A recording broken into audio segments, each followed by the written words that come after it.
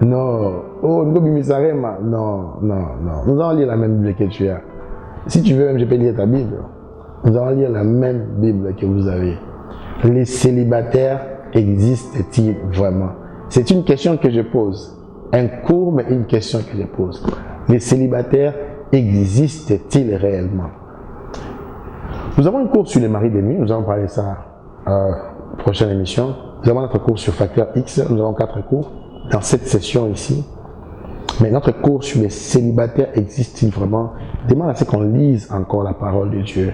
Excusez-moi de lire avec le téléphone, ceux qui sont un peu choqués. Je n'ai pas une Bible en papier, j'en ai plusieurs. Pour des raisons d'économie du temps, je préfère lire celui du téléphone. Nous allons aller dans Genèse. Nous allons aller dans Genèse. Genèse 2. Genèse 2.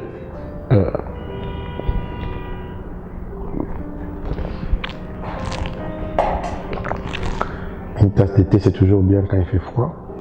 Donc, nous allons aller dans Genèse 2. Nous sommes prophètes d'Amélitas. Amélitie. C'est pas un problème, c'est pas un péché. Si vous lisez bien les versets 21 et les versets 22, vous allez voir qu'il y a 2 exercices que Dieu a fait. Dieu a tiré la côte chez Adam. Mais avant cela, il a fait tomber Adam dans un profond sommeil. Et qu'est-ce qui s'est passé pendant ce sommeil-là? Là encore, on va en parler, mais je me rester sur mon thème. Est-ce que les célibataires existent? Est-ce que les célibataires existent? Quelqu'un va dire, prophète, là tu commences à inventer tes choses, tu commences à dire du n'importe quoi. C'est une question que j'ai posée. Je n'ai pas dit qu'ils existent ou n'existent pas. L'État veut que son état civil, qu'on dise il est célibataire, marié, célibataire ou marié. C'est souvent ça. Là, si je vais à la commune,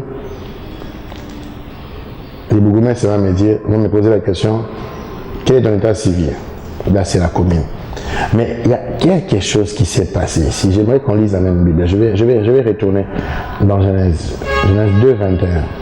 Je vais retourner encore dans Genèse 2, 21. Nous sommes là.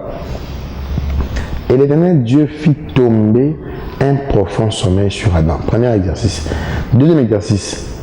Et Dieu prit une de ses côtes. On va dans 22. Et Dieu fit une femme de la côte qu'il avait prise d'Adam.